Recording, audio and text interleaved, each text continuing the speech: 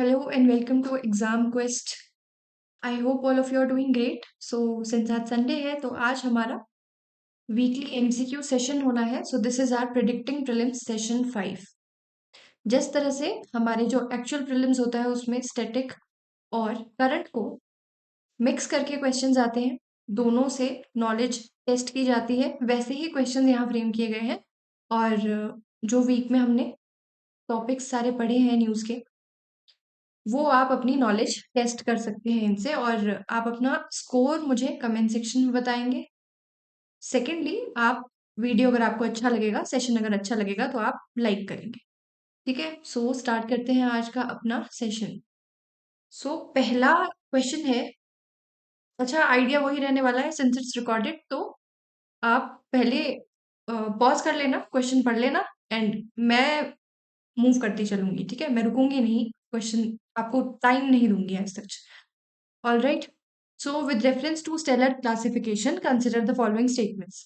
हमने एक news article discuss किया था जिसमें एक क्वाड्रपल सिस्टम डिस्कवर हुआ था, जिसमें 2 ब्राउन ड्वार्फ्स थे और 2 रेड यंग ड्वार्फ्स थे.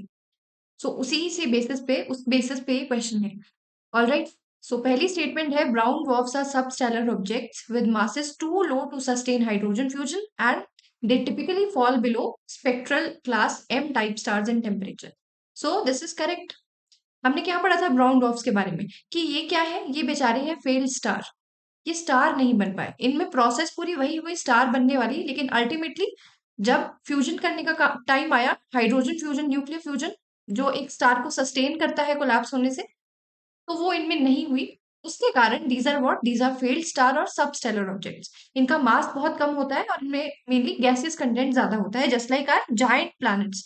इनफैक्ट जुपिटर से भी काफी टाइम्स ज्यादा बड़ा ये ब्राउन ड्वार्फ होता है, लेकिन स्टार, जो सबसे स्मॉलेस्ट स्टार है, उससे भी कम इसका मास होता है. So it is somewhere between planet and star. और ये वो गैप ब्रिज करने का काम करता है, तो इस डिस्कवरी से हमें इन दोनों के गैप में डिस्कवरी करना आसान हो जाता है. ठीक है, स्टडीज करना बेसिकली आसान हो जाता है. So this is correct. M type star is the coldest one. Next statement देखते हैं. Then red dwarfs are the smallest and coolest types of main sequence star. जब मैंने आपको एम टाइप स्टार समझाया था, या जब मैंने आपको रेड ड्वार्फ समझाया था, तो मैंने यही स्टेटमेंट डिस्कस की थी कि these are what, these are, जो मेन सीक्वेंस स्टार होता है उसमें सबसे स्मॉलेस्ट या सबसे पहले लेवल पे जिसको हम स्टार कहेंगे, जिसमें फ्यूजन हो रहा है, वो होगा रेड ड्वार्फ. और सिंस न्यूक्लियर फ्यूजन का रेट इतना ज्यादा नहीं होता, इनका टेम्परेचर इतना ज्यादा नहीं होता, तो these are M type stars. अच्छा, ब्राउन ड्वार्फ्स के लिए क्या क्लासिफिकेशन यूज की जाती है? इधर टी और वाई. ठीक है. सो रेड ड्वार्फ्स को एम से डिनोट किया जाता है. These are coldest. और इरेजर क्यों वर्क नहीं कर रहा है? चलो छोड़ो. सो अनलाइक ब्राउन ड्वार्फ्स, इनमें हाइड्रोजन फ्यूजन होता है, इसीलिए इनको स्टार की कैटेगरी में रखा जाता है. अदरवाइज दीज वर, ये भी क्या होते फिर, ये भी फिर ब्राउन ड्वार्फ्स अदरवाइज कहलाते. So this is also correct. The Morgan Keenan classification system arranges star from hottest to coldest. O से लेके एम तक की क्लासिफिकेशन होती है. स्टाइलिस थोड़ा अच्छे से काम नहीं कर रहा है, गलत है इस बेचारे के साथ. हाँ, अब ठीक है.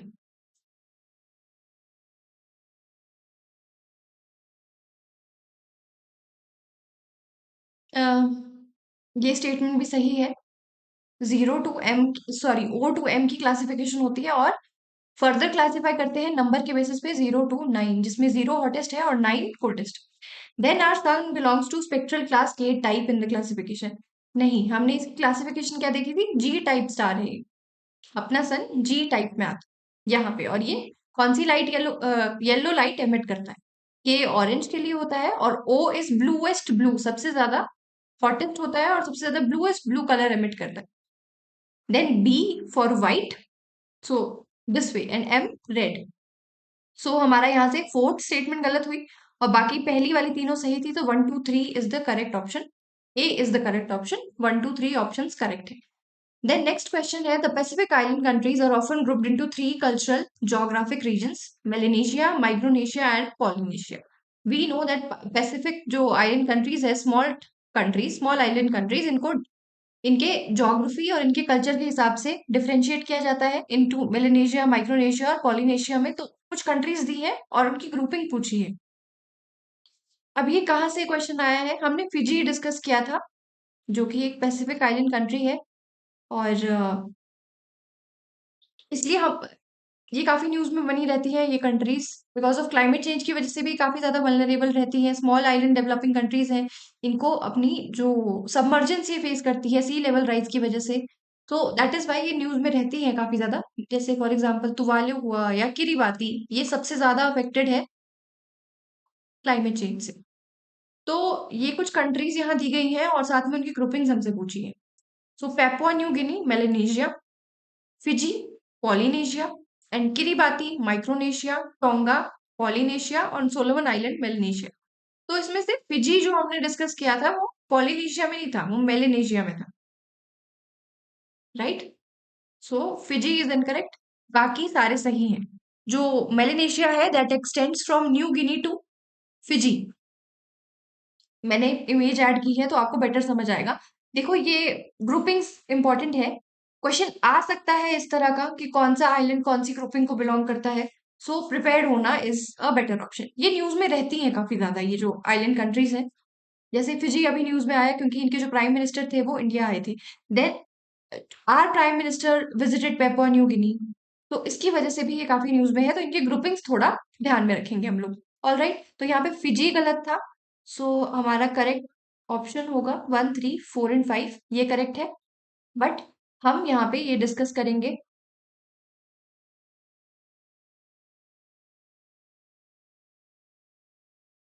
तो ये देखो, आई होप इट्स विजिबल, हाँ जी।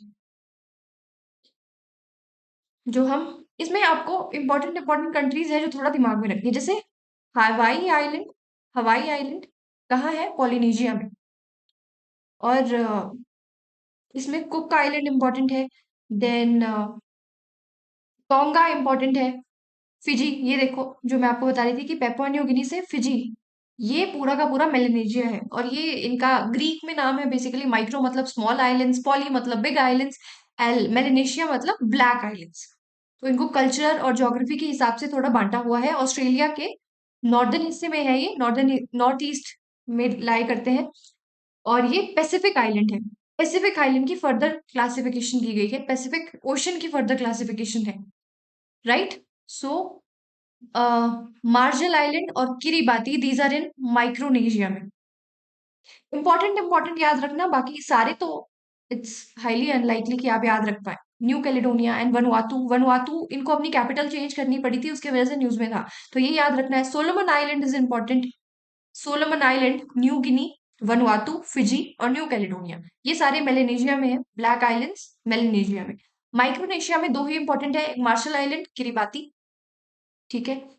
देन पॉलिनेशिया में हवाई इंपॉर्टेंट है, कुक आइलैंड इंपॉर्टेंट है, और बस यही कुछ इंपॉर्टेंट है। ईस्टर आइलैंड इसकी एक्सटेंशन है, दिस एक्सटेंड्स फ्रॉम हवाई टू ईस्टर आइलैंड, ठीक है।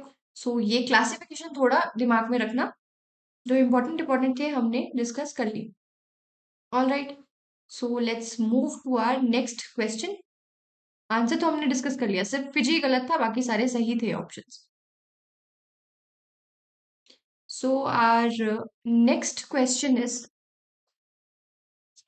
next question is with reference to the integrated food security classification, जो आईपीसी की क्लासिफिकेशन आई जिसने गाजा को कहा कि यहाँ पे फेमाइन है, फेमाइन लाइक कंडीशंस है यहाँ पे, तो वो क्वेश्चन, इसमें क्वेश्चन वहां से फ्रेम हुआ है उस न्यूज से जहां पे मिडिल ईस्ट का पहला फेमाइन डिक्लेयर हुआ था गाजा में। So our first option is IPC is an initiative of the United Nations World Food Programme. याद करो मैंने उस टाइम पे बताया था कि ये एक ऑटोनॉमस बॉडी है, और क्योंकि ये यूएन बैक्ड है, यूएन बैक्ड कैसे कि यूएन से इनको फंडिंग आती है, डेटा वगैरह यूएन से आता है। बट उस टाइम पे भी मैंने इसी बात पे स्ट्रेस किया था कि ये किसी भी यूएन बॉडी के अंडर नहीं आती या किसी यूएन बॉडी का इनिशिएटिव नहीं है, ये एक ऑटोनॉमस बॉडी है। बस ये फंडिंग और डेटा पे डिपेंड करती है।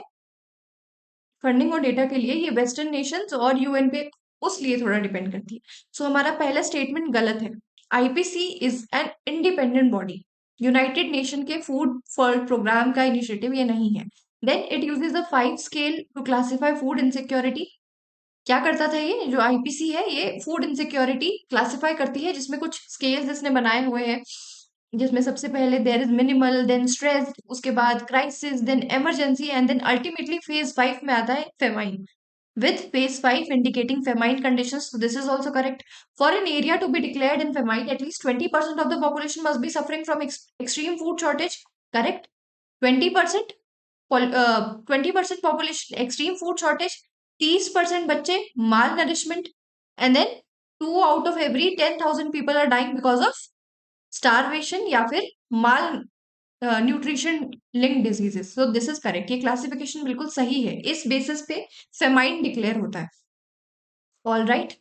और इससे पहले भी कुछ कंट्रीज है जहां पे फेमाइन रिसेंट पास्ट में डिक्लेयर हुआ है, जैसे Sudan being the newest. Sudan में अभी 2024 में डिक्लेयर हुआ था। और गाजा गाजा में अभी जो डिक्लेयर हुआ है ये मिडिल ईस्ट का पहला है, ये भी एक इम्पॉर्टेंट पॉइंट है। 2025 में गाजा में डिक्लेयर हुआ है, जो कि मिडिल ईस्टर्न कंट्रीज का पहला है। Then talking about fourth option, तो IPC classification can trigger automatic international legal obligation for humanitarian intervention. हमने डिस्कस किया था कि अब अ, काफी लंबा टाइम लग गया आईपीसी को फेमाइन डिक्लेयर करने में, लेकिन अब डिक्लेयर हो गया है तो अब इंटरनेशनल लीगल एड आएगी, जो बाकी कंट्रीज है वो भी एड देंगे। तो क्या ये ऑटोमेटिक हो जाता है? नहीं। बेसिकली इंटरनेशनल जो अटेंशन है वो इस मैटर पे अब आ जाएगा। तो जो बाकी जैसे यूएन फूड फूड प्रोग्राम है, वर्ल्ड फूड प्रोग्राम, यहाँ से एड आना शुरू हो जाएगी, बट ये ऑटोमेटिक नहीं होगा, इनकी अपनी इच्छा है ये देना चाहे तो। और बाकी कंट्रीज की भी अपनी इच्छा होती है, वो ह्यूमैनिटेरियन बेसिस पर होता है। ये कोई ऑटोमेटिक ट्रिगरिंग यहाँ नहीं होती। हाँ, ये लीड जरूर करता है एड के लिए, लेकिन ऐसा जरूरी नहीं होता, कोई ऑटोमेटिक या कोई ऑब्लिगेशन इन कंट्रीज पर नहीं होती। तो this is also incorrect. 2 and 3 correct है, option B is our correct option.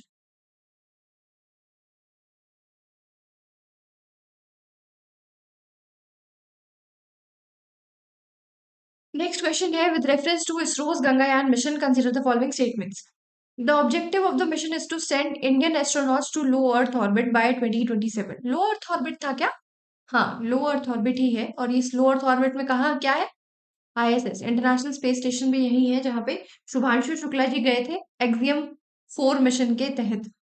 ठीक है, तो वो भी लो अर्थ ऑर्बिट में ही गए थे और अब वो अपनी लर्निंग्स यहाँ पे यूज करेंगे हमारे जो गगनयान मिशन है उसमें। Then the test vehicle abort mission D1 जो टेस्ट हुआ, TVD1 test 2023 validated the performance of crew escape system in a sub orbital flight. ये हमने डिस्कस किया था कि ये जो गगनयान मिशन है इस पे काफी टाइम से काम चल रहा है। एंड इसमें क्योंकि एस्ट्रोनॉट्स को भेजने वाले हैं हम लोग स्पेस में, तो फिर इसके लिए ये TVD1 टेस्ट हुआ था, जिसमें क्रू ये देखा गया था कि अगर कोई इमरजेंसी सिचुएशन आती है और हमको फोर्स लैंडिंग करनी पड़े या इमरजेंसी लैंडिंग करनी पड़े, तो उसके लिए क्या जो हमारा क्रू मॉड्यूल है वो उसके लिए केपेबल भी है या नहीं। तो दिस वाज सक्सेसफुल और ये करेक्ट है, इसी के लिए किया गया था। Then the uncrewed G1 mission will carry a fully functional environment control and life support system to simulate astronaut conditions. ए- अब ये स्टेटमेंट ध्यान से पढ़ो। जीवन मिशन जो 2025 के एंड तक चला जाएगा, अगर ये अनक्रूड है, ये बात सच है कि जो असली वाला गगनयान मिशन में जो असली क्रू मॉड्यूल होगा उसमें वो बन चुका है और उसमें there is functional environment control and life support system. But अगर ये अनक्रूड मिशन भेज रहे हैं जो 2025 में जाना है, उसके लिए ये सब क्यों होगा? उसमें ये सब फैसिलिटीज नहीं होंगी। सो this is incorrect, right. The orbital module preparation facility OMPF is associated with integration of crew module and service module for Gaganyaan. Correct है ये। देखो, क्रू मॉड्यूल और सर्विस मॉड्यूल दोनों को इंटीग्रेट इसमें किया जाएगा, इसका फंक्शन मेनली यही है। और सर्विस मॉड्यूल क्या होता है? क्रू मॉड्यूल तो जिसमें क्रू बैठ कर जाएगा, जहां पे ये सारी अर्थ लाइक कंडीशन इनको मिलेगी। सर्विस मॉड्यूल होता है जहां पे सप्लाईज और फ्यूल कैरी किया जाता है, और ये दोनों आपस में डिटैचेबल होते हैं। जब बाहर वापस आना होता है तो इनको यूजुअली अनडॉकिंग इसकी कर ली जाती है, ताकि जब अल्टीमेटली अर्थ के एटमॉस्फेयर में पहुंच जाता है ये जो स्पेसक्राफ्ट होगा या जो मॉड्यूल्स होंगे स्पेसक्राफ्ट में, जब जैसे ही अर्थ एटमॉस्फेयर में पहुंच जाएंगे तो इनकी अनडॉकिंग होगी, सर्विस मॉड्यूल को अलग कर देंगे, जिससे कि अल्टीमेटली जो वेट है वो कम हो जाएगा। ये सप्लाईज वगैरह छोड़ दी जाती है तो वेट कम हो जाता है स्पेसक्राफ्ट का। देन वो नीचे अपनी डीसेलरेशन वाली जर्नी शुरू करते हैं। देन उसमें पैराशूट्स यूज होते हैं, दैट वी हैव रेड। जब हमने ये डिस्कस किया था तो हमने ये पढ़ा था पूरा। पता नहीं आज ये कुछ ठीक से नहीं चल रहा है, क्या हुआ है पता नहीं। अह, तो हमने पैराशूट्स के बारे में भी पढ़ा था उस टाइम पे कि पैराशूट्स क्या काम करते हैं। वो एक तरह से ड्रैग क्रिएट करते हैं जो अल्टीमेटली जो स्पेसक्राफ्ट है उसको स्लो डाउन करता है। अदरवाइज अगर इतनी स्पीड में आएगा स्पेसक्राफ्ट और नीचे लैंडिंग करेगा, जैसे यहाँ पे स्प्लैश डाउन होगी। अच्छा, किसी ने क्वेश्चन पूछा था कमेंट्स में जब हमने गगनयान मिशन डिस्कस किया था, तो वो कमेंट्स में किसी ने पूछा था कि क्या यहाँ पे स्प्लैश डाउन होगा, वाटर स्प्लैश डाउन होगा। तो हाँ जी, गगनयान में वाटर स्प्लैश डाउन ही होगा। अभी तक जितनी भी कंट्रीज है वो सभी वाटर स्प्लैश डाउन ही प्रेफर करती है। जो लैंड बेस्ड लैंडिंग की आप बात कर रहे थे, वो पहले यूज होता था, वो रशिया यूज करता था क्योंकि उनके पास लैंड काफी ज्यादा है। इसके लिए बहुत वास्ट लैंड चाहिए खुला एकदम, अदरवाइज तो अगर आप रिहायशी इलाकों में करेंगे तो उनको भी नुकसान होगा। खुद इमेजिन कर लो, इतनी हाई स्पीड से अगर कोई स्पेसक्राफ्ट नीचे आके लैंड करेगा तो वो कितना ज्यादा डिस्ट्रक्शन कॉज कर सकता है। तो water splash down is considered safe. तो इसको ओशन लैंडिंग ही होगी इसकी। All right. सो इसमें 4 पैराशूट्स होंगे, जिसमें जिसके नाम भी हमने डिस्कस किए थे, जिसमें एक एपेक्स था जो कि अल्टीमेटली जो कवर था उसको रिमूव करने वाला था, प्रोटेक्शन कवर को रिमूव करने वाला था। देन देर वाज ड्रोग जो ड्रैगिंग करके स्पेसक्राफ्ट की जो क्रू मॉड्यूल है उसकी स्पीड थोड़ी लोअर डाउन करेगा। Then there was a pilot parachute जो मेन पैराशूट को खोलने का में हेल्प करेंगे, डिप्लॉय करने में हेल्प करेंगे। सो ये पूरा गगनयान मिशन था। न्यूज में भी है क्योंकि टेस्ट हुआ है, इंटीग्रेटेड एयर ड्रॉप टेस्ट हुआ है, और इससे रिलेटेड काफी ज्यादा टेस्ट और भी हो रहे हैं 2025 के एंडिंग तक। ये जो अनक्रूड जीवन मिशन जाना है, सो ये इंपॉर्टेंट है, हमने डिस्कस किया था और आप ध्यान रखेंगे। सो इसमें गलत कौन सा था? सिर्फ थर्ड ऑप्शन गलत था, तो correct option is 1, 2 and 4 only.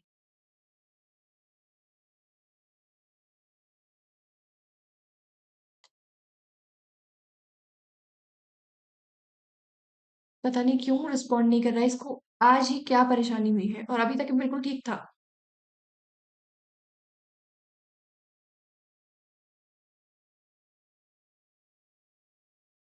एक बार फिर से मैं ट्राई करती हूँ खोलने का।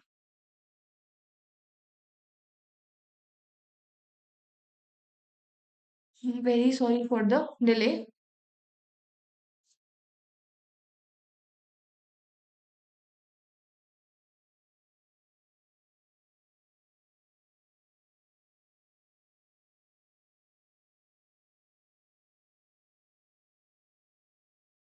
होपफुली अब अच्छा काम करना शुरू कर दे ये।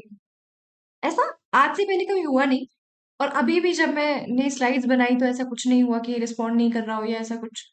अभी अचानक से इसने टेंट्रम थ्रो करना शुरू कर दी। सो फर्दर डिले नहीं करते, ये हमने डिस्कस कर लिया गगनयान मिशन वाला। अपना अगला क्वेश्चन डिस्कस करते हैं। Consider the following statements regarding India's integrated air defence weapon system IADWS recently flight tested off the Odisha coast in August 2025। जो इंटीग्रेटेड एयर वेपन सिस्टम हमने जो मिशन सुदर्शन की बात की गई थी उसके अंडर ये भी integrated air defence weapon system को टेस्ट किया गया था। इसके क्या क्या फीचर्स थे वो ऑप्शन में है, आपको बताना है कि कौन सा सही है। It integrates quick reaction surface to air missiles, correct, ये इसका एक कंपोनेंट था, पहला कंपोनेंट यही था। Then very short range air defence system, दूसरा, correct. Then the directed energy system, ये भी सही है, तो दिस इज करेक्ट। ये तीनों को इंटीग्रेट करने का काम करता था, जिसमें इसके 3 कंपोनेंट्स थे, तीनों को इंटीग्रेट करता था। QRSAM, quick reaction surface to air missiles. Then very short range air defence system, जिसमें मैन पैड भी था, जिसको हाथ में लेके मैंने आपको पिक्चर भी शो करी थी कि वो बैठे हुए थे, एक आर्मी पर्सनल थे, वो बैठे हुए थे, उन्होंने अपने हाथ में वो मैन पैड ले रखा था, एंड वो हाथ से ही फायर किया जाता है। तो वो इसका हिस्सा था, very short range air defence system का, जिसमें मैन बैटिंग भी थी, and then directed energy system, जिसमें एक बीम ऑफ लाइट से अल्टीमेटली नॉन काइनेटिक काइनेटिक से नॉन काइनेटिक की तरफ हम मूव किए थे। उस टाइम पे भी मैंने आपको समझाया था नॉन काइनेटिक क्यों था, क्योंकि ये सिस्टम, पिक्चर भी हमने देखी थी, सिस्टम ग्राउंड पे ही रह के सिर्फ, देखो ये मैं बता इसलिए नहीं रही हूँ क्योंकि अगला ऑप्शन वही है, वो देख लेते हैं। ये करेक्ट करेक्ट करेक्ट ऑप्शन है। The direct energy weapon tested uses high power microwave technology for disabling incoming drones. तो इसमें माइक्रोवेव टेक्नोलॉजी नहीं थी, इसमें लेजर टेक्नोलॉजी थी। लेजर बीम का यूज करके, लेजर बीम, जो अगर कोई भी ड्रोन आ रहा है, फॉर एग्जांपल ड्रोन स्वॉर्म का अटैक हो गया है, ड्रोन के स्वॉर्म्स आ गए हैं, बहुत लार्ज अमाउंट में ड्रोन्स आ गए हैं, तो उसके लिए अगर हम अपनी मिसाइल्स भेजेंगे तो वो इतना इतना इकोनॉमिकल नहीं होगा, मिसाइल्स बहुत महंगी होती है, तो इसके लिए ये डायरेक्टेड एनर्जी वेपन ये डेवलप किया गया है, जिसमें लेजर बीम को प्रोजेक्ट किया जाएगा और अल्टीमेटली ये लेजर बीम डिस्ट्रॉय कर देगी, या तो उनको ब्लाइंड कर देगी या उनके सेंसर्स खराब कर देगी, जो अनमैन्ड एरियल व्हीकल्स होंगे उनको डिस्ट्रॉय करने का काम ये करेगी। ऑल राइट, तो दिस इज इनकरेक्ट, माइक्रोवेव नहीं है, लेजर बीम टेक्नोलॉजी है। Then third is the command and control centre enables real time sensor fusion and weapon alignment for multi layered air defence. This is correct, एक command and control centre था, इस particular test में भी यही showcase किया गया था, 3 aerial targets थे जिसको इसने सक्सेसफुली तीनों ने मिलके डिस्ट्रॉय किया था। तो there was a central command and control centre, और उसने रियल टाइम सेंसर फ्यूजन किया एंड देन डिसाइड किया कि कौन सा वेपन जाएगा। तीनों ने मल्टी लेयर, जो ये एयर डिफेंस सिस्टम है, कि अगर लॉन्ग रेंज में है तो ये पहला वाला QRSAM एक्ट करेगा, वेरी शॉर्ट रेंज, अगर रेंज ज्यादा नहीं रह गई है, पास हमारे आ गया है जो भी एनिमी क्राफ्ट है या जो भी है, एनिमी एयरक्राफ्ट या एनिमी व्हीकल बहुत पास आ गया है, तो ये very short range air defence system, और इसमें मैन पैडिंग की सुविधा भी है। साथ में अगर स्वॉर्म्स है, बहुत सारे हैं, तो अल्टीमेटली कौन एक्ट करेगा, डायरेक्टेड एनर्जी वेपन। तो ये एक multi layer air defence system है जिसका की command and control centre centralised है। और all right, so this is correct. Then the system has been deployed under Atmanirbhar Bharat initiative without any foreign collaboration.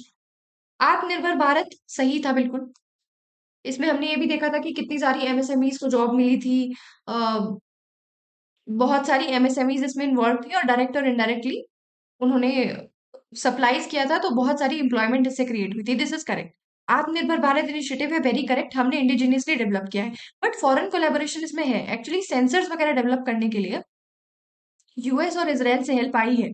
So foreign collaboration हुई है, उन्होंने हेल्प हमको किया है, टेक्नोलॉजी ट्रांसफर किया है, बाकी इट इज इंडिजीनियसली मेड, ऐसा नहीं है कि इंडिजीनियसली मेड नहीं है। ऑल राइट, सो ये और सेकंड और फोर्थ गलत है, first and third are correct. With reference, अब मुझे डर लग रहा है इसको चलाने में भी, पता नहीं इसको क्या हुआ, पहली बार ऐसा हुआ है, but anyway, with reference to Supreme Court's judgment on the Salwa Judum 2011, consider the following statements। हमने सलवा जुदुम वाला केस पढ़ा था कि उसमें एक जो ओपोजिशन के वाइस प्रेसिडेंशियल कैंडिडेट है, वो जज है जो ये सलवा जुदूम जजमेंट में इन्वॉल्व थे, तो अमित शाह जी ने इन पे थोड़ा सीधा वार किया था और उसकी वजह से ये न्यूज में आई थी, याद करो। अब क्वेश्चन सॉल्व करो। The court declared unconstitutional the deployment of tribal youth as special police officers in the counter insurgency operations against Maoism in Chhattisgarh. Chhattisgarh में एक छत्तीसगढ़ स्पेशल पुलिस एक्ट आया था, जिसमें उन्होंने स्पेशल पुलिस ऑफिसर्स वो डिप्लॉय कर रहे थे, और वो कौन थे, वो ट्राइबल यूथ थे, जिनको आइडिया था वहां की टेरेन का, और वो इंटेलिजेंस एक तरह से प्रोवाइड कर रहे थे, विजिलेंस और इंटेलिजेंस का काम मेनली ये कर रहे थे। इनको कुछ ट्रेनिंग दी जा रही थी सेल्फ डिफेंस की, वेपन्स इनको दिए जा रहे थे, तो ultimately this was the idea between Salwa Judum system, या कोया कमांडोज इनको कहा जा रहा था, राइट, याद आया, सो दिस इज करेक्ट। इसको अनकॉन्स्टिट्यूशनल बताया, सुप्रीम कोर्ट ने क्या कहा कि the judgment was based primarily on violation of article 21 and article 14, कि आप रूल ऑफ लॉ को वायलेट कर रहे हैं और एक तरह से आप इनको चीप कैनन्स की तरह यूज कर रहे हैं। जो ट्राइबल यूथ है इसको आप एट पार कर रहे हैं अपनी CRPF के जवानों के साथ, जो कि ट्रेंड है प्रॉपरली, इनको आप थोड़ा सा कुछ मिनिस्क्यूल सी ट्रेनिंग देके इनको, इनकी लाइफ को आप थ्रेटन कर रहे हैं, तो this was held unconstitutional, this is also correct. Primarily किस बेसिस पे? आर्टिकल 21 और article 14, correct. The court held that the arming civilian for counter-insurgency violates the principle of regional restriction under Article 19, Clause 2. सही है ये? Right, article 19 clause 2 क्या है? Right to peaceful assembly, assembly form करने का right peacefully. तो ये नहीं है, आर्टिकल 19 क्लॉज 2 नहीं है, वो है आर्टिकल 21 और आर्टिकल 14।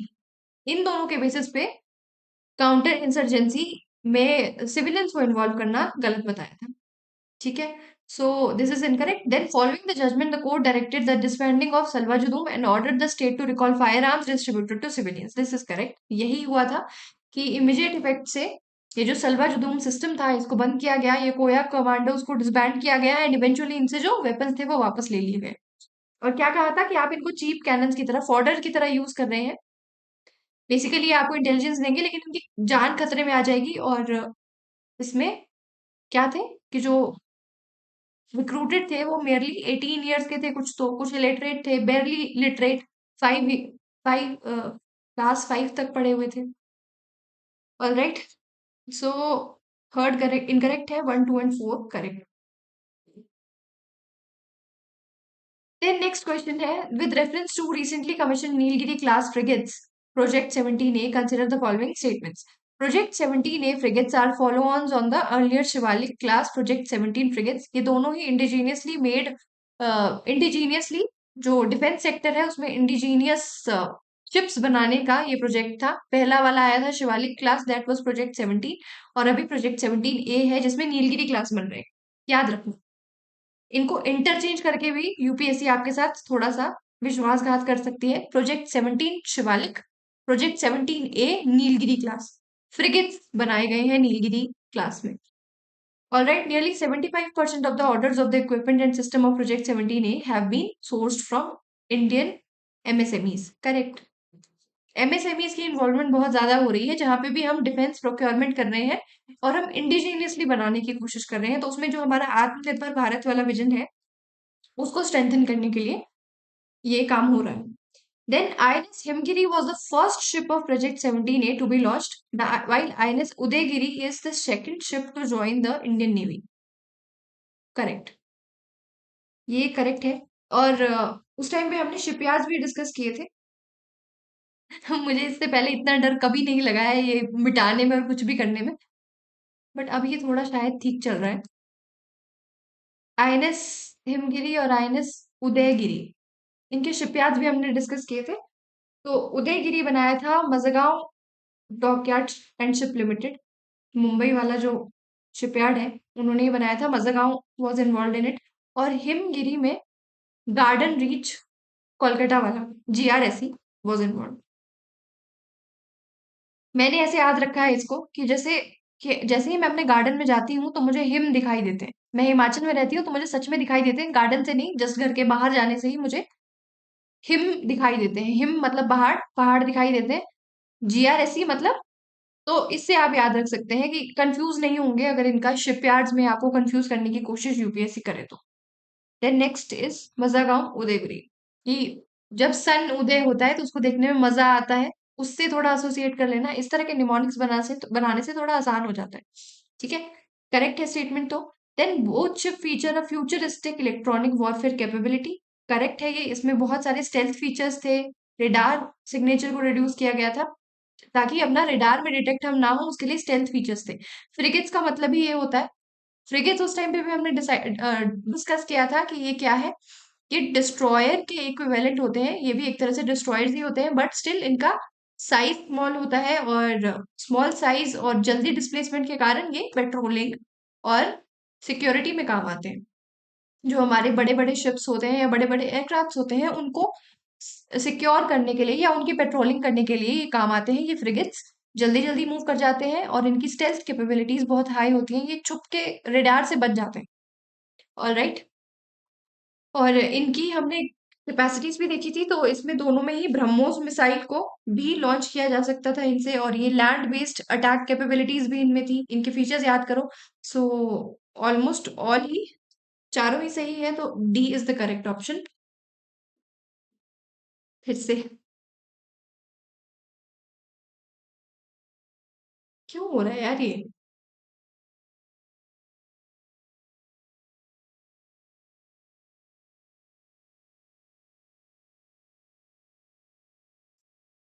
आज ही ऐसा क्यों हो रहा है पहली बार?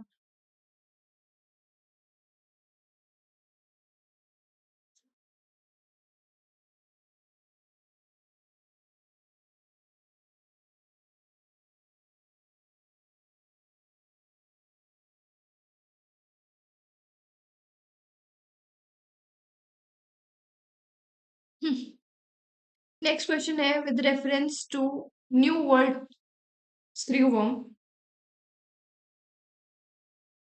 With reference to New World screwworm, recently in news, it is a parasitic fly whose larvae maggots feed on living tissue of warm-blooded animals, including humans.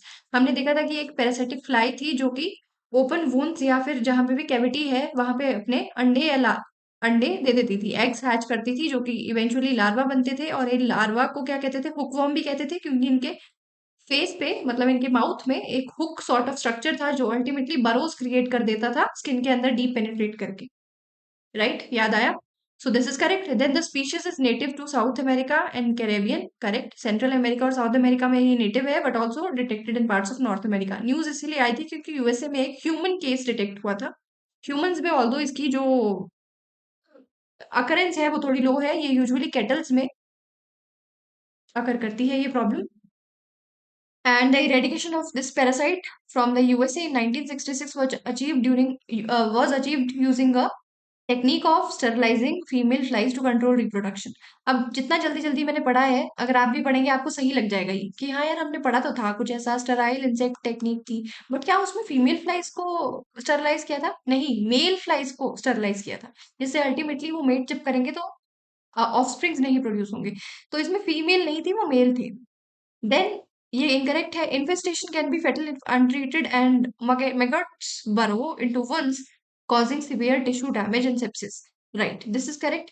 क्या होने वाला था अगर ये जो वुंड के अंदर पेनिट्रेट करते करते तो अल्टीमेटली जो इंडिविजुअल था उनको टिश्यू डैमेज या सेप्सिस हो सकता था। सो दिस इज करेक्ट। आंसर है 1, 2 and 4 only. With reference to H-1B visa program of United States, consider the following statements. The H-1B visa is a non-immigrant visa that allows US employers to temporarily employ foreign workers in specialty occupation. Correct. Skilled workers के लिए ये visa दिया जाता है।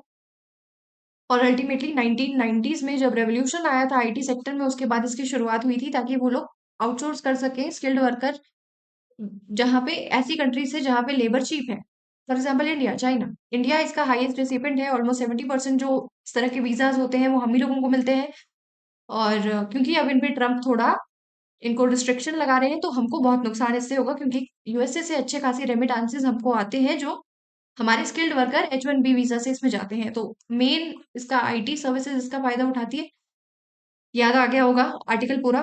Then the visa is initially granted for 6 years in extendable up to 10 years in case of application applicant has filed for permanent residency. Incorrect. 3 साल तक का visa है with further extending up to 3 years, वो भी ठीक है। And then ultimately अगर आपको फिर से एक्सटेंड करना है, मतलब आप 6 साल के फर्दर अगर आपको वहां काम करना है तो आपको एटलीस्ट 12 मंथ का गैप देना पड़ेगा। 12 मंथ आपको अपनी कंट्री में वापस आने पड़ेगा, उसके बाद आप फिर से रीअप्लाई कर सकते हैं वीजा के लिए। एंड अगर आपको ये 12 मंथ वाली विंडो का वेट नहीं करना तो आपको ग्रीन कार्ड के लिए अप्लाई करना होगा, मतलब कि परमानेंट रेजिडेंसी के लिए अप्लाई करना होगा। ठीक है, तो ये इनकरेक्ट है। Then the annual cap for H-1B visa is fixed at 85,000। Correct. 65,000 workers के लिए एंड देन 20,000 स्टूडेंट्स के लिए, जो कि एडवांस डिग्रीज जिन्होंने यूएसए से ली है ऐसे वर्कर्स के लिए। सॉरी, थोड़ा मैं कंफ्यूज हो गई। 65,000 वर्कर्स के लिए नॉर्मल जो वर्कर्स है, और 20,000 उनके लिए रिजर्व्ड है जो कि जिन्होंने अपनी डिग्रीज, एडवांस डिग्रीज कहाँ से की है? यूएस यूनिवर्सिटी से। Then this is correct. The US has recently introduced H-1B modernization rule aimed at tightening employer compliance, increasing transparency and reducing misuse. This is correct. 2023 में इस तरह के रूल्स में मॉडर्नाइजेशन हुई थी और अब इनको फिर से कम करने की बात चल रही है। और हमने डिस्कस किया था कि तीन तीन ग्रुप्स थे, एक कैपिटलिस्ट वाला, एक सोशलिस्ट वाला,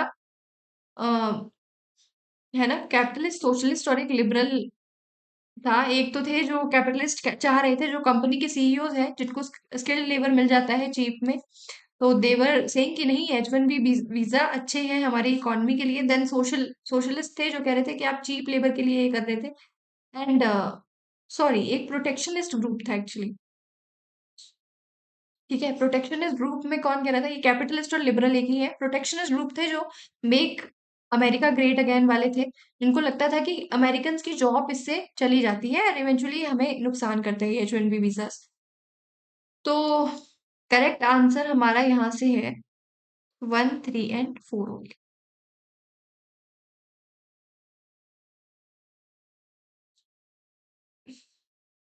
क्या सेशन बंद कर दिया जाए? अभी कितनी बार मैं बंद करके ये ओपन करूंगी? क्या दिक्कत है यार? मैं वेरी सॉरी फॉर दिस। अब अगर मैंने ये बंद किया तो मुझे फिर से सब कुछ रिकॉर्ड करना पड़ेगा, और ऑलमोस्ट 35 मिनट्स में रिकॉर्ड कर चुकी हूँ। तो मैं चाह रही हूँ कि मुझे फिर से उतनी मेहनत ना करनी पड़े। कुछ क्वेश्चंस बाकी हैं, जल्दी जल्दी करते हैं, देखते हैं कितना हो पाएगा। ये तो हमने देख लिया। Then with reference to appointment of जजेस in India, consider the following statements.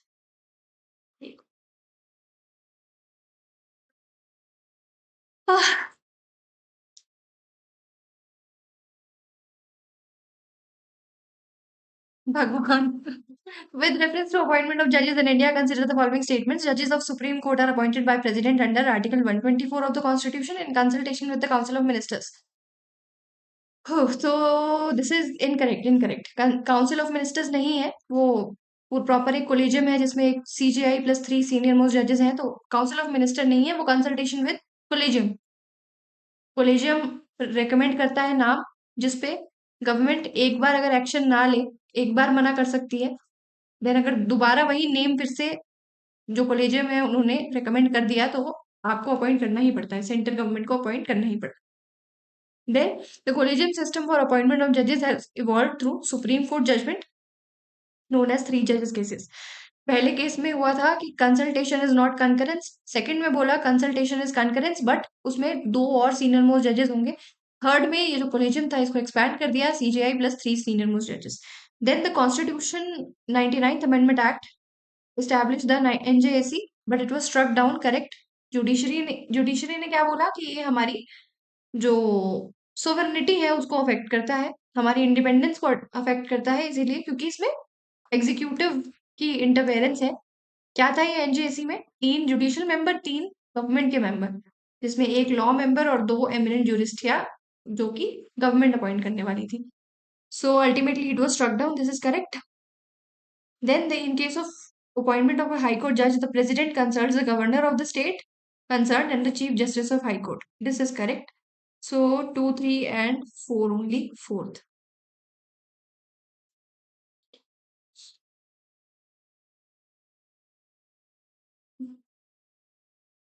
I feel like crying अभी। उफ, क्या हो रहा है ये?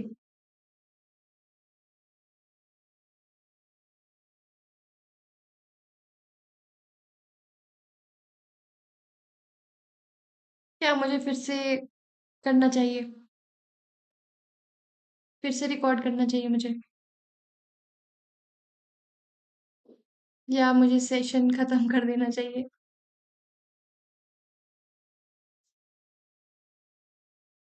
शुक्र है ये लाइव नहीं है, अदरवाइज मेरे पास ये ऑप्शन भी नहीं होता।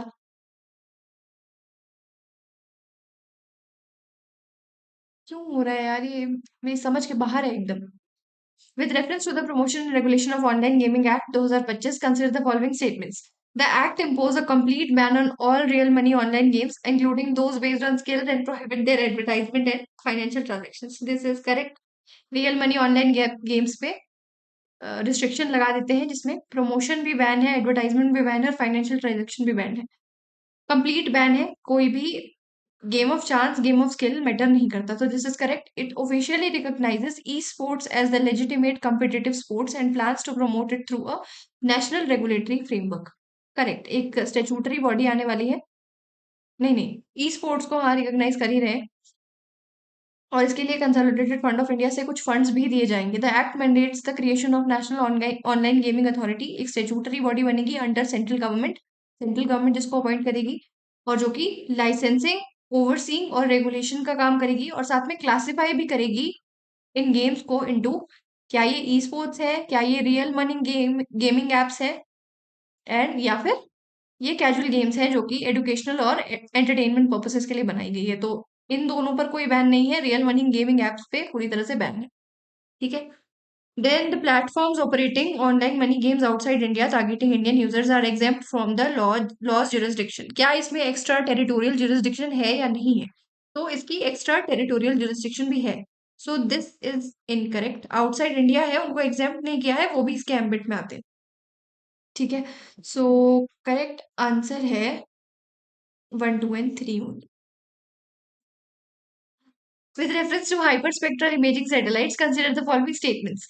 Hyperspectral images capture data across a wide range of electromagnetic spectrum, enabling detection of chemical and minerals composition invisible to normal optical sensors. Correct.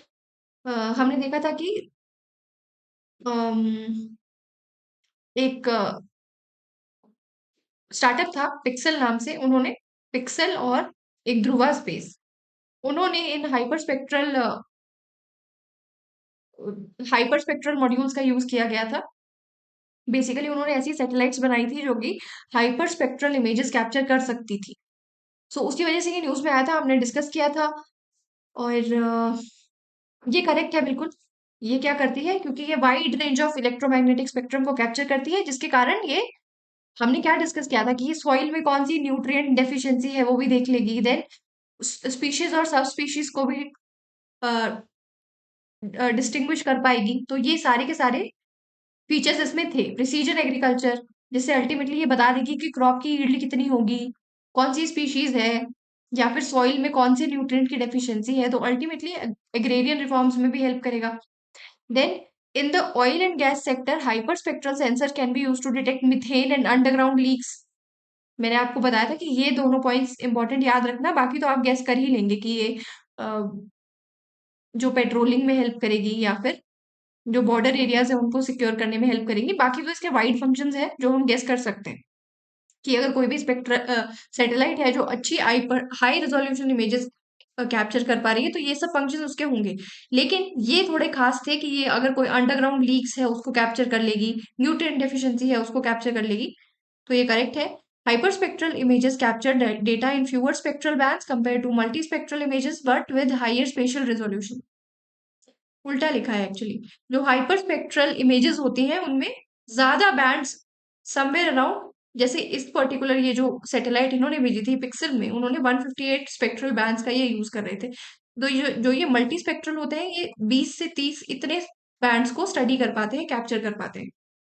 तो जो हाइपर स्पेक्ट्रल इमेजिंग है उसमें ज्यादा बैंड्स को स्टडी किया जाता है, या कैप्चर ये कर पाता है। ठीक है।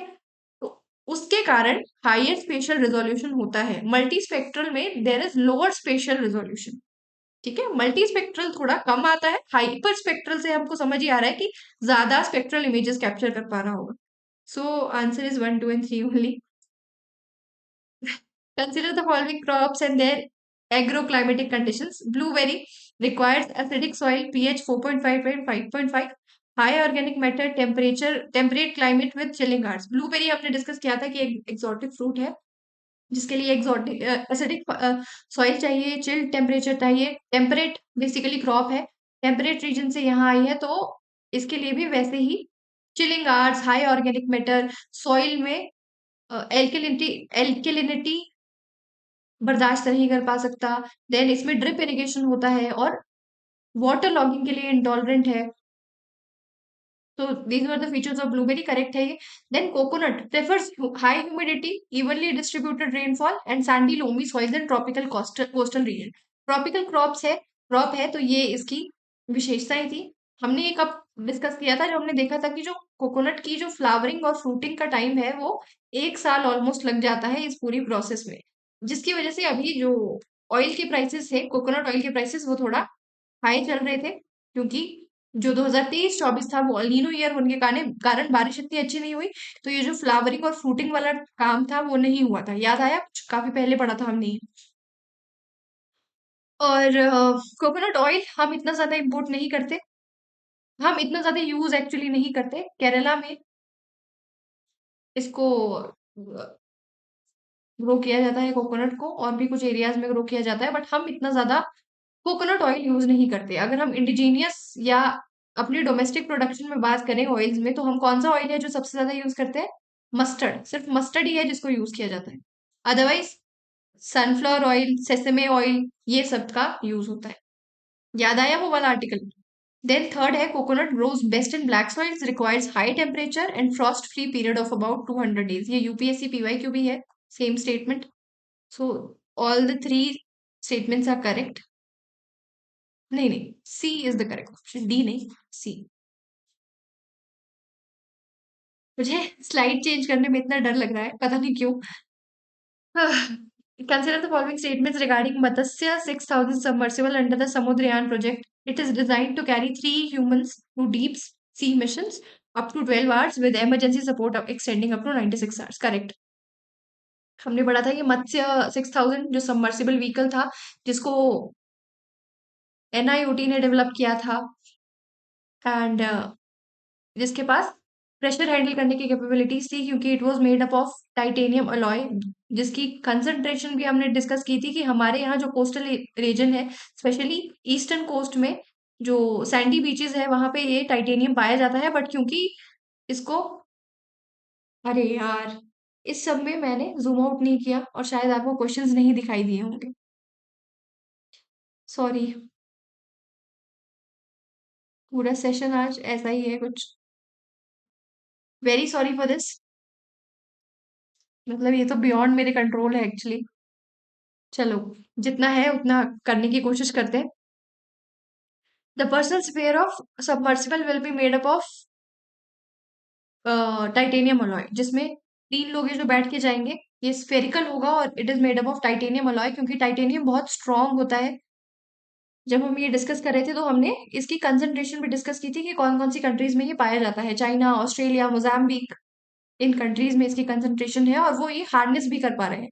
रिजर्व्स हमारे पास भी है, पर since it is a rare earth mineral, हमारे पास टेक्नोलॉजी इतनी नहीं है, हम इस उसके कारण इतना अच्छा हार्नेस नहीं कर पा रहे, हम मेनली इंपोर्ट करते हैं। All right, then this is correct. The vehicle is capable of diving to depth up to 6000 meters where the pressure is nearly 600 times at the sea level. Correct. This is correct. 600 meters नीचे जाएगा, जहां पे पानी के नीचे जितना जाते हैं उतना ज्यादा प्रेशर होता है, तो इस पे ऑलमोस्ट 600 टाइम्स प्रेशर होगा। इसी के कारण एक बहुत स्ट्रॉन्ग मेटल लिया गया है। देखो, इससे पहले एक अनक्रूड मिशन गया था जो कि 300 मीटर की डेप्थ पे गया था, तो उसमें स्टील का व्हीकल सबमर्सिबल जो था वो स्टील का बनाया था, वो टाइटेनियम का नहीं था। अब बियॉन्ड दिस पॉइंट स्टील सहन नहीं कर पाएगा, स्टील इतना स्ट्रांग नहीं होता, इसलिए टाइटेनियम यूज किया गया है। ऑल राइट, अगर ऐसी स्टेटमेंट आए कि बहुत हाई ड्यूरेबल स्टील हमने इंपोर्ट किया था इसके लिए, तो वो इनकरेक्ट होगा, टाइटेनियम का यूज हुआ है। Then the submersible is being developed jointly by ISRO and NIOT.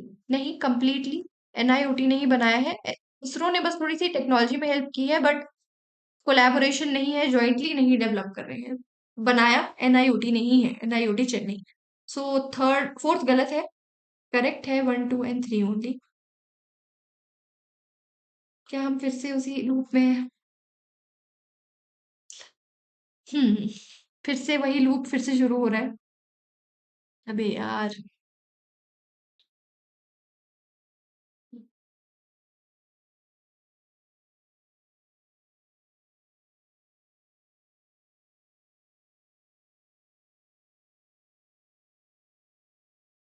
I am very sorry for this. अगर पॉसिबल होता, अगर मैं इतना आगे नहीं पहुंच चुकी होती, तो मैं फिर से रिकॉर्ड करना शुरू करती। आप लोगों का भी टाइम वेस्ट हो रहा है इसके कारण। तो चलो, अब ज्यादा क्वेश्चंस नहीं बचे, बहुत 3 4 ही क्वेश्चंस हैं, जल्दी से निपटाते हैं। But anyway, very sorry for this, ये जो पूरा चल रहा है कार्यक्रम, बहुत सॉरी यार। Then consider the following statements. King Prithu, a ruler of Kamrupa, is remembered for resisting the invasion of Bhaktiar Khilji in 12th century. हमने पढ़ा था ये किंग प्रीतु के बारे में।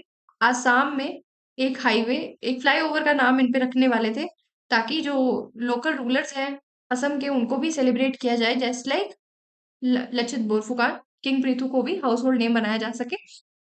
सो this is correct. 12th century के थे ये रूलर, जिन्होंने बख्तियार खिलजी का जो इन्वेजन है वो रोका था असम में।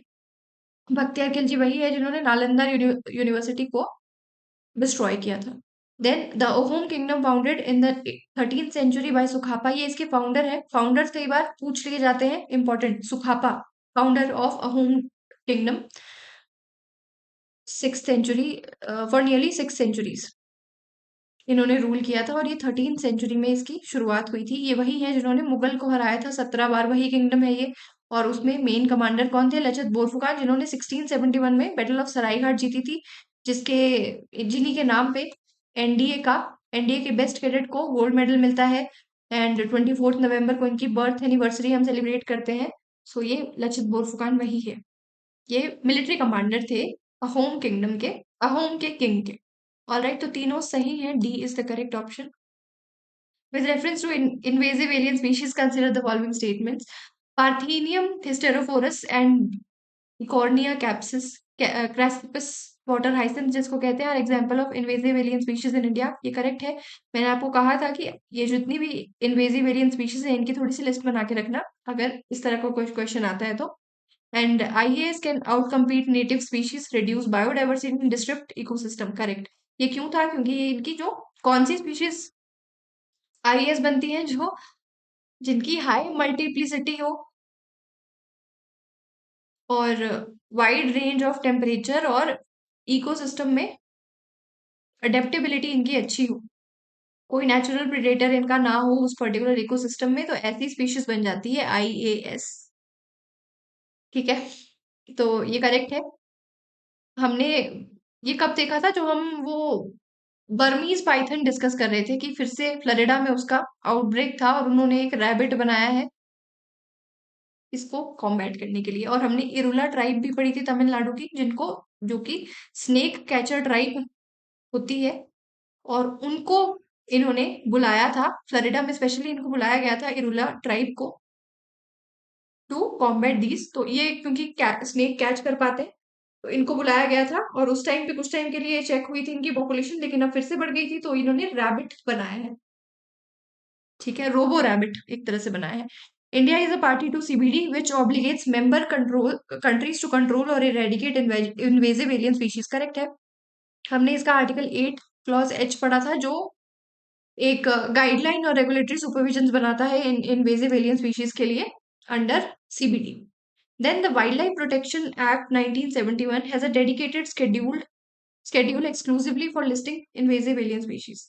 नहीं, देखो यार, आफ्टर अमेंडमेंट डब्ल्यूपीए में सिर्फ 4 ही स्केड्यूल्स हैं, कोई डेडिकेटेड स्केड्यूल नहीं है। 4 है, जिसमें एक तो एनिमल स्पीशीज जिनको हायर लेवल ऑफ प्रोटेक्शन मिलती है वो है। देन सेकंड में वो है जिनकी थोड़ी, ये फर्स्ट वाले से थोड़ी कम प्रोटेक्शन जिनको मिलती है। देन थर्ड में शेड्यूल 3 में प्लांट स्पीशीज है, और शेड्यूल 4 में वो स्पीशीज है जो साइट्स में कवर्ड है। तो याद आया, ये अमेंडमेंट के बाद 4 शेड्यूल है वाइल्ड लाइफ प्रोटेक्शन एक्ट 1972 में। ये 4 ही शेड्यूल है जिसमें इनवेजिव एलियन स्पीशीज तो कहीं नहीं आता, तो दिस इज इनकरेक्ट। करेक्ट है 1, 2 and 3 only. With reference to the efficiency of Indian Parliament, consider the following statements. The declining number of sittings of Parliament over the years has reduced the scope for detailed legislative debate and scrutiny. Correct. हमने editorial देखा था जिसमें हमने देखा था कि सिर्फ कुछ ही परसेंट, 7 या 6% ही लेजिस्लेटिव फंक्शंस इस बार मॉनसून सेशन में हुए हैं। बाकी जो भी फंक्शंस हुए हैं वो नॉन लेजिस्लेटिव फंक्शन थे, और लास्ट में जो बिल्स पास हुए हैं वो without debate, discussion and voting हुए हैं, जिससे अल्टीमेटली क्या होता है, जो पार्लियामेंट की अथॉरिटी है वो अंडरमाइन होती है। Declining number of sitting of parliament over the years have reduced the scope for detailed legislative debates and scrutiny, correct. Frequent disruptions of proceedings often leading to adjournments, जब disruption हो जाता है, opposition walkout कर जाती है, तो ultimately फिर जो प्रिजाइडिंग ऑफिसर होते हैं वो सिटिंग को एडजर्न कर लेते हैं, और इसके कारण लो प्रोडक्टिविटी होती है, जो कि इस सेशन में भी रही है। The system of DRSC was introduced to improve legislative scrutiny, but many bills today are passed without being referred to them. This is correct. हमने उस आर्टिकल में भी देखा था कि जो जेपीसी होती थी, ज्वाइंट पार्लियामेंट्री कमेटी, उसका गठन पहले होता था और उसका इन्वेस्टिगेटिव फंक्शंस उसने काफी अच्छे परफॉर्म, फिर से मैंने जूम नहीं किया। देखो, क्वेश्चंस आपको मिल जाएंगे, जो मैं पीडीएफ शेयर करूंगी उसमें क्वेश्चंस आपको मिल जाएंगे। The Indian Constitution mandates a minimum of 120 sitting of Parliament annually to ensure accountability and efficiency. Incorrect, ऐसा कोई प्रोविजन नहीं है। सिर्फ एक प्रोविजन है पार्लियामेंट में कि 6 महीने से ज्यादा का गैप नहीं होना चाहिए। 6 महीने से ज्यादा का गैप नहीं होना चाहिए दो पार्लियामेंट सिटिंग में। ठीक है, तो ये इनकरेक्ट है। 1, 2 and 3 are correct. With reference to bail, parole, and furlough in the Indian legal system, consider the following statements. Bail is a provision under BNSS that allows an accused person to be released from custody pending trial or investigation. Correct. हमने देखा था कि ये under trial के लिए provision है जिसमें कुछ कंडीशंस होती हैं कि क्या ये भाग तो नहीं जाएगा या फिर एविडेंसेस टेम्पर तो नहीं कर लेगा या इसका ऑफेंस कितना सीरियस है, उसके बेसिस पे मजिस्ट्रेट बेल ग्रांट करते हैं। तो ये करेक्ट है। इन्वेस्टिगेशन और ट्रायल जब पेंडिंग होता है तो ये बेल दी जाती है और ये अंडर बीएनएसएस कवर होती है। चैप्टर 38 शायद था। And then parole is a conditional release granted to a prisoner for a short period primarily on grounds of emergency और ह्यूमैनिटेरियन कंसिडरेशन। करेक्ट। घर में अगर कोई इमरजेंसी हो तो दो तरह की पेरोल दी जाती है, कस्टडी और लीगल पेरोल। कस्टडी 6 घंटे की होती है, लीगल 1 वीक के लिए, जो कि इंडिविजुअल का अच्छा बिहेवियर देखते हुए दी जाती है। But this is not a matter of right और ये गवर्न किससे होता है, जो प्रिजन मैनुअल रूल्स होते हैं उनसे। Talking about furlough, furlough is a release from prison granted periodically to a prisoner to enable him or her to maintain social ties and is treated as a matter of right subject to prison rules. Correct. फरलो में भी जो जिनको लंबे time के लिए jail की सजा होती है, टाइम पीरियड जिनका ज्यादा होता है, उनको टाइम टू टाइम ये दिया जाता है। और ये क्या करता है, हमने एक बात भी डिस्कस की थी, जो अगला ऑप्शन ही है, unlike bail both parole and furlough count towards the total sentence of imprisonment. देखो बेल तो यार अंडर ट्रायल को दी जा रही है, उसको तो अभी कन्विक्ट ही नहीं किया है, तो उसके सेंटेंस का क्या फर्क पड़ेगा इससे। ठीक है, उसको तो सेंटेंस अभी मिला ही नहीं है, उसका ट्रायल नहीं हुआ है। He is either an under trial और अंडर ट्रायल है, बेसिकली कन्विक्ट नहीं हुआ है। ये तो कन्विक्टेड, पेरोल और फरलो तो कन्विक्टेड लोगों को दी जाती है। और ये जो प्रिजन रूल्स होते हैं या स्टेट के जो रूल्स होते हैं उनसे गवर्न होती है। और एक और एक्स्ट्रा पॉइंट था जिसमें जो पेरोल होती है और फरलो, पेरोल सस्पेंड नहीं करती, जो सेंटेंस है उसको सस्पेंड नहीं करती, और ये जो फरलो है वो रेमिट कर देती है। सॉरी, ये जो पूरा हुआ है ना, इसकी वजह से मैं थोड़ा कंफ्यूज हो गई हूँ। पेरोल सस्पेंड नहीं, पेरोल सिर्फ सस्पेंड करती है, रेमिट नहीं करती। मतलब कि जब वो पेरोल से वापस आएगा तो वो फिर से अपनी सेंटेंस काटेगा, वो 1 हफ्ता भी उसको काटना पड़ेगा जो वो पेरोल पे था। फरलो में ऐसा नहीं होता। जैसे फॉर एग्जाम्पल वो 15 दिन की फरलो पे गया है तो वो जो 15 दिन उसने बाहर काटे जेल से बाहर, वो भी उसके सेंटेंस में काउंट हो रहे हैं। ठीक है, 2 क्वेश्चंस बचे हैं। Consider the following statements regarding the Daruma doll and its cultural significance. The Daruma doll is associated with Zen Buddhism and symbolizes perseverance, determination and resilience. Correct. Daruma doll का क्या था कि एक इसका कि इसको जितनी बार फेंकते हैं ये उतनी बार उठ जाती है। तो ये परसेवरेंस बताती है, सिंबलाइज करती है परसेवरेंस को, और ये एक तरह से उनके गुड लक के लिए वो लोग यूज करते हैं, जापानीज लोग यूज करते हैं। क्यों न्यूज में थी, क्योंकि प्राइम मिनिस्टर मोदी को जो ये टेम्पल था, वहां के टेम्पल के चीफ प्रिस्ट ने उनको, दरुमा जी टेम्पल के चीफ प्रिस्ट ने उनको गिफ्ट की थी ये Daruma doll. Daruma doll is linked to Bodhi Dharma who hailed from Kanchipuram Tamil Nadu and later spread Mahayana Buddhism in Japan. देखो ये जो कंफ्यूज नहीं होना, ये जो जेन बुद्धिज्म है ना, it is somehow link to Mahayana Buddhism only. इसमें भी सेम महायान वाला ही है, महायान का ही एक ऑफशूट आप इसको जैन बुद्धिज्म को मान सकते हैं। तो बोधि धर्मा ने जैन बुद्धिज्म की स्थापना की थी। 3rd सेंचुरी के मॉन्क थे ये, जिन्होंने मेडिटेशन की थी चाइना में, एंड इवेंचुअली उन्होंने कोरिया और जापान में भी फिर जो ये जैन बुद्धिज्म का आइडिया था ये प्रोपोगेट हुआ था। ठीक है, ये तमिलनाडु से थे। करेक्ट है ये। और ये दरुमा डॉल उन्हीं को सिग्निफाई करती है। जैसे दरुमा डॉल के भी हाथ पैर नहीं होते, इनके भी हाथ पैर नहीं थे, इनको मस्कुलर एट्रोफी हो गई थी। याद आ रहा है पूरा। The then the Shorinzan Darumaji temple in Gunma Prefecture, Japan is considered the place of origin of Daruma dolls and remain one of the largest producers today. मैंने आपको बताया था कि बहुत सारे लोग हैं जो एज सोवेनियर्स भी इनको लेकर आते हैं वहां से, जापान से। और आपस में भी लोग एक दूसरे को गिफ्ट करते हैं, जिसपे उनको भरोसा होता है कि इस इंडिविजुअल में बहुत परसिवरेंस है और मैं इसको गिफ्ट करूं। ठीक है। The practice of colouring one eye of the रूमर doll at the beginning of a task and the other upon completion is a tradition under Shintoism. Shintoism नहीं है। ठीक है, शिंटोइज्म नहीं है, ये पूरा स्टेटमेंट सही है। ये ऐसा ही किया जाता है कि डॉल की पहले एक आई कलर करते हैं जब आपने कोई गोल रखा। जैसे ही वो पूरा हो गया आपने दूसरी आई भी कलर कर दिया एंड देन इवेंचुअली इस डॉल को जला दिया, मतलब कि इसके अंदर जो गॉड है उसको आपने रिलीज कर दिया जला के। ठीक है, इसकी डेडिकेटेड साइट्स होती है जलाने की। अभी शिंटोइज्म नहीं है इसमें। शिंटोइज्म भी जापान का ही एक प्रोमिनेंट रिलीजन है, जिसमें वो एनिमिज्म को बेसिकली फॉलो करते हैं। एनिमिज्म में वो नेचर की वर्शिप करते हैं, स्पिरिट्स की वर्शिप करते हैं। ये है, ये महायान बुद्धिज्म से आइडिया आता है इस डरूमा डॉल का। जैन बुद्धिज्म या महायान बुद्धिज्म की ही वो ऑफशूट एक तरह से आप मान सकते हैं। इनकरेक्ट। तो 1 2 3 आर करेक्ट। लास्ट क्वेश्चन है, प्लीज आ जाओ नीचे।